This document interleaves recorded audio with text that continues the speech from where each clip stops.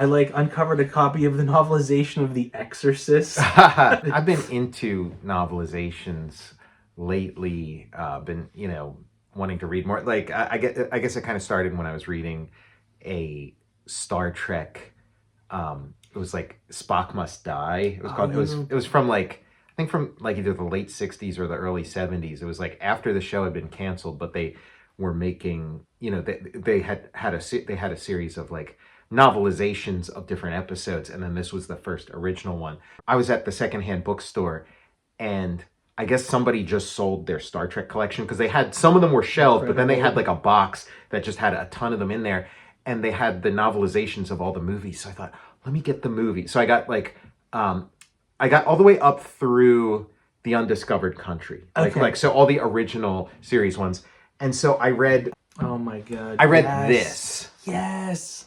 Okay, Star Trek: The Motion Picture, Wow. the book, the novelization, and it says a novel by Star Trek's creator Gene Roddenberry. So Gene Roddenberry wrote this, like he's the author. I'm guessing, just the way these things go, I'm guessing there's like a ghostwriter involved, and it's like a long story. But Alan Dean Foster had originally written the story as an episode of Star Trek Phase 2. It was going to be like revival series, like a TV series of like a revived Star Trek. It was after the original series, but before The Next Generation. But they decided not to make it, after Star Wars came out and was a big hit, they decided not to do it as a TV series, but to do it as a movie. So they took the first episode script and turned it into Star Trek: The Motion Picture. And Alan Dean Foster wrote that. So I tend to think maybe, because like the writing of this is so good. So I'm just wondering, because like Gene Roddenberry's not a novelist.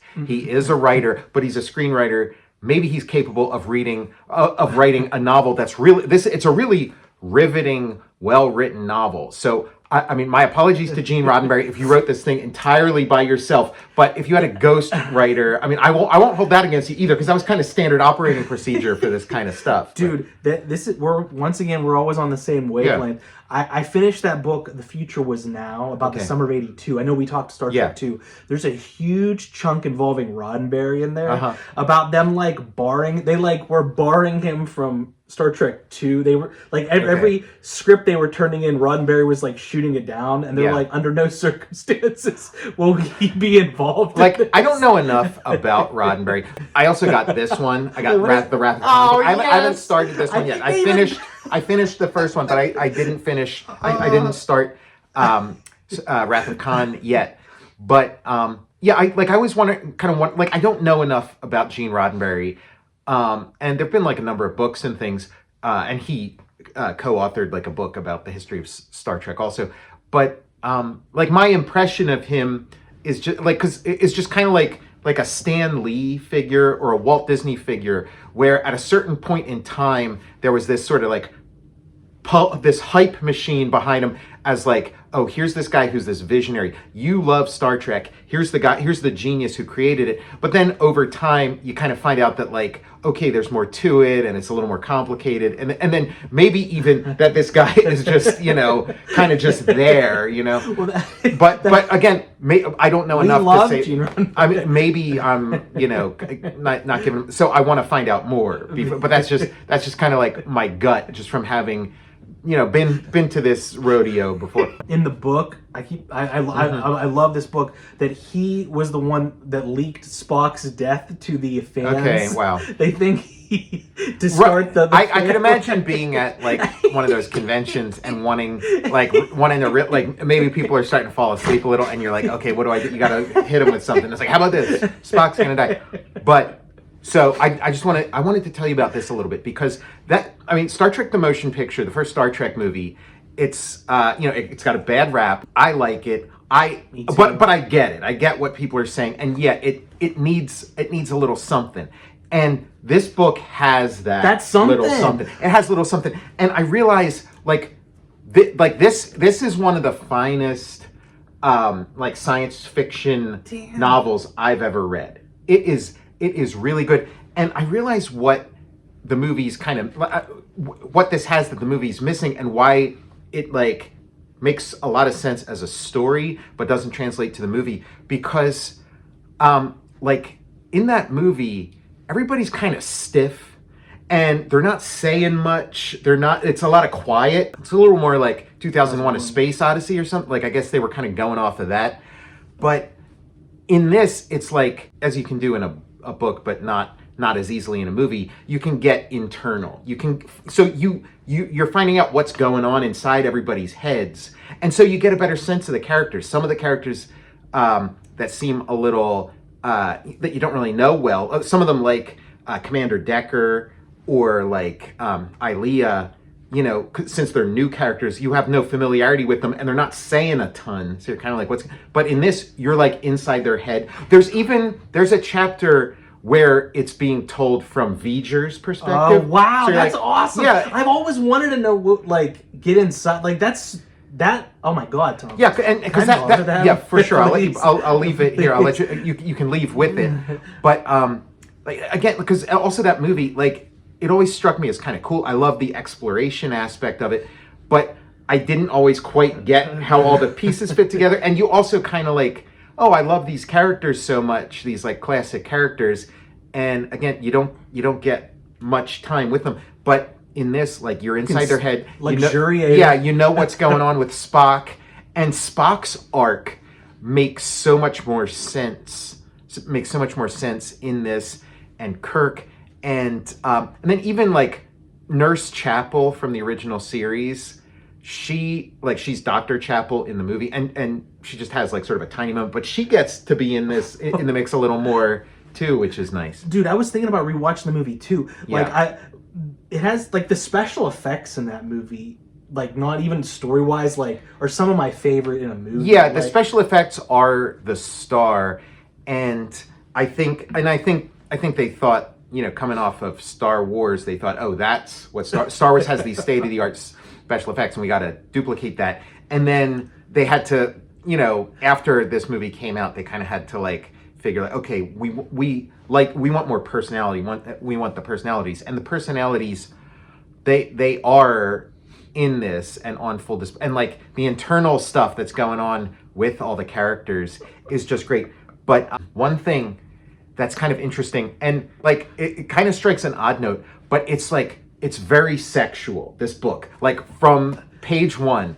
And a lot of it is kind of like, there's things where I thought were just like fanfic elements, but are like in this book. And it makes me wonder if like, which came first, or if, Roddenberry is trying to like, address the fanfiction stuff. Because Roddenberry's like, he's like, shit, I sent that to the publisher. I meant to send it to Penthouse Forum. He's like, I mixed up the address. Yeah, I mean, we'll have to do another talk about this after you've read it. Because, like, first of all, it starts off and Captain Kirk's talking about, it has an introduction by Captain Kirk where he's talking almost like this is like a memoir, like, of this, V'ger experience. And he's talking about his family and stuff. And then he's talking about his mom and her love instructor. And like that kind of, and it's like, what's that? What's a love instructor? And then it's like, as the book goes on, you start to realize that because Star Trek was a TV show prior to this point, you don't have any sense of what what the role of sex is in this larger, and like,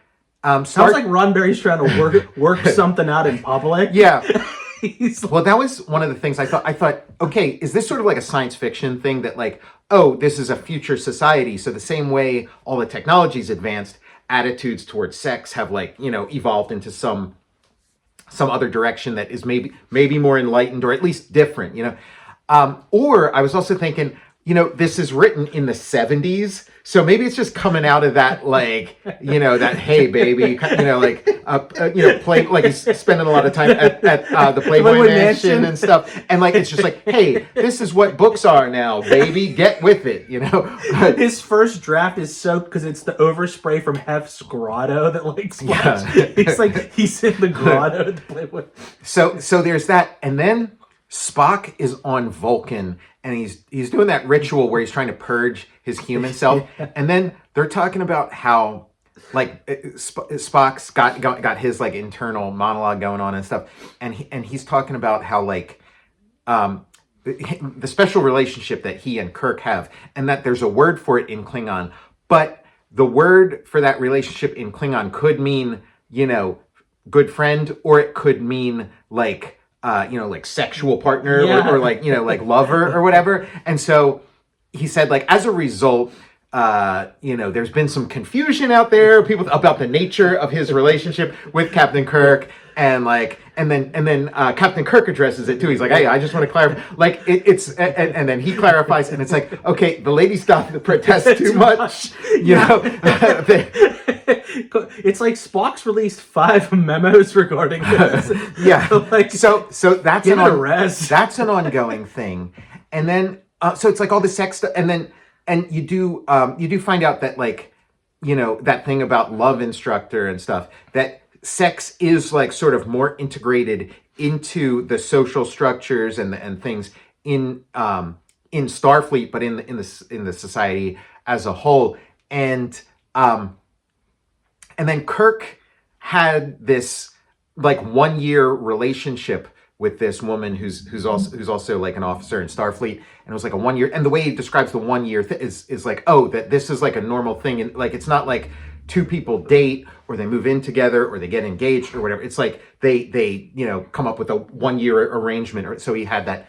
They had this 1 year arrangement, and it's done. It's over. It's in the past. But like when she walks into the room, it starts talking about like Kirk's internal monologue. He's talking about how his pants are getting tighter. Like it's talking about and there is a lot of talk through this whole thing about like arousal, and so it's all through it. And again, like they're not showing you any of this in the movie. There's not like this he walks in, this pants tightening shot. He's like, I should have got a fuller cut of these pants. So then there's Ilea, who's like the bald like alien woman in the movie and stuff, and her planet has like all these like other ideas about like sex and how all this kind of stuff. And I don't feel like this was ever communicated in the movie, but in the book they talk about like her race. They're hairless except for like their eyebrows and their eyelashes. So that explains something. Like, I thought that her haircut was just like a haircut choice, but that they also give off these pheromones that make everybody make all the guys go crazy and stuff. And so there's a scene, I think it's also in the movie, where like Sulu kind of like escorts her, like puts his arm out and walks her. But in the book, it's talking about how like Sulu had to like hunch over and conceal his erection and that it was embarrassing. Like he had to cover up. Yeah, he couldn't just get up because he was so like worked up by oh my. It's that like all through the book. But again, like the book's amazing. It's really great science fiction. It's just this kind of like extra element that's like 70s, but it's also kind of interesting. I can't wait to read this. Yeah. But I was also thinking how it's like good none of this stuff made it into the movie, because sometimes you can ruin your science fiction world, because it's like, the audience is ready for some stuff, but it's not ready for others. And then you can't walk it back. Like, because this is in a novelization, I didn't know about any of this stuff until, this week when I read it. But if this was in the movie, it would be canonical in Star Trek that, like, okay, in the year, whatever, everybody's super horny. When they're writing this, it's like, oh, well, the Harlequin romances sell really well, and, Kirk's reading got his Vulcan of the Month calendar or whatever. Yeah, it's a lot of that. And then, but it also clarified a lot of stuff, because, like, in the movie, when Ilea enters for the first, like, the worst characters for me in the movie were like the new characters. Like, I don't care about Decker, and I don't care about Ilea. Like I just don't care. But when she first enters in the movie, I think the first thing she says is, "Captain, I will remind you of my vow of celibacy." And it's like, what the fuck? Why are you? And they don't go into. But in the book, they describe, like, they go into detail about it, about on her planet, and what sex is on their planet, and this and that. And that it also, because like her and Decker have this history in the movie. And again, you don't know very much about it, but in the book, it goes over it, and it talks like, and they even kind of ask, and that's why she has to announce her vow of celibacy when she walks in, is just because of these pheromones that she gives off, just to kind of like, settle everybody down, Everybody's going wild. But Decker talks about like how, oh yeah, we were, romantically involved. We were an item, but we never consummated the relationship. And he says like, because if we did, I wouldn't be here now. And so then it's kind of mysterious. It's like, what's that mean? Like, I wouldn't be here. What does that mean? Oh, you'd be on her planet. You never would have left her planet or something. Or is she, on her planet, is it like a Black Widow or something where like they kill you? But, and so that kind of hangs in the air and then gets brought up again a little later. And then eventually you get the explanation that like, if you have sex with somebody from her planet, there's like a mind meld that goes on, kind of like the Vulcan mind meld and stuff. But it can like drive, like if you're a human, you can be driven insane, or your brain can just get like sucked out of your head, So it's like, oh my God. So again, like, all this stuff, like it was just like a very rich reading experience, and just listing these things all one after the other. It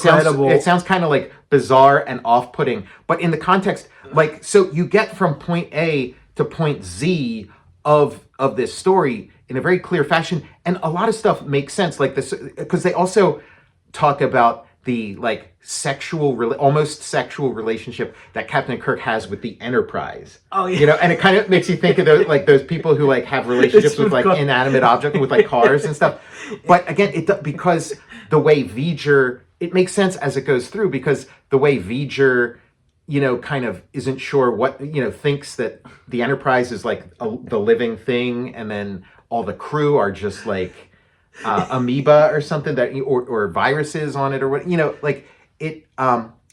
it pays off. All this stuff, like every bit of it pays off by the end. So they're like the Enterprise is just like in dock there, and they're looking out the window. They're like, is that Kirk on the back? He's like humping it from like way. There is a line, because in the movie and stuff, and in this story, Ilia gets like disintegrated and then gets like put back together again by V'ger, but now it's like the probe. It's like part of V'ger, and V'ger's controlling it and stuff.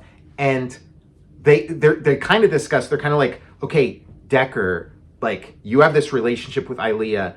This Ilia probe seems like enough of a duplication that it's kind of in love with you. Like, it's in love with you the way Ilia was in love with you.